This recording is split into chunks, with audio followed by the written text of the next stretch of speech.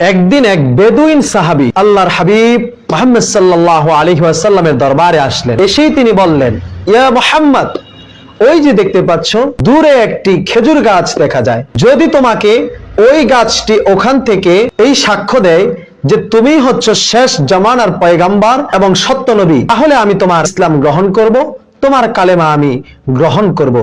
আল্লাহর হাবিব সাল্লাল্লাহু আলাইহি ওয়াসাল্লাম সঙ্গে সঙ্গে ওই লোকটিকে বললেন, ওই গাছটি ওখানে থেকেই সাক্ষ্য দিবে নাকি সে আমার কাছে এসে সাক্ষ্য দিলে তুমি বিশ্বাস করবে?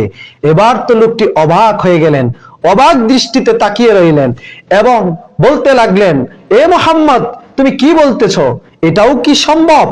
আল্লাহর হাবিব সাল্লাল্লাহু আলাইহি ওয়াসাল্লাম এবার লোকটিকে বললেন, যাও তুমি গাছটিকে গিয়ে বলো, আইয়াতুহান নাখলা ইন্না মুহাম্মাদান ইয়াদউকা। তুমি গিয়ে বলো, আল্লাহর হাবিব মুহাম্মদ সাল্লাল্লাহু আলাইহি ওয়াসাল্লাম তোমাকে ডাকছে।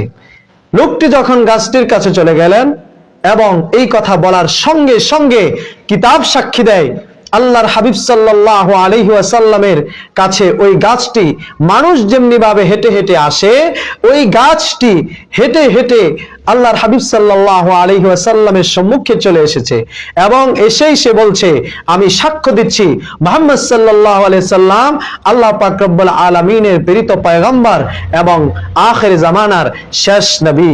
সুবহানাল্লাহ। এই দৃশ্য দেখে সঙ্গে সঙ্গে ওই বেদুইন আল্লাহর হাবিব সাল্লাল্লাহু আলাইহি ওয়াসাল্লামের হাতে হাত মোবারক রেখে সে কালেমা গ্রহণ করে এবং ইসলাম গ্রহণ করে নেয়। সুবহানাল্লাহ, সুবহানাল্লাহি ওয়া বিহামদিহি, সুবহানাল্লাহিল আযীম।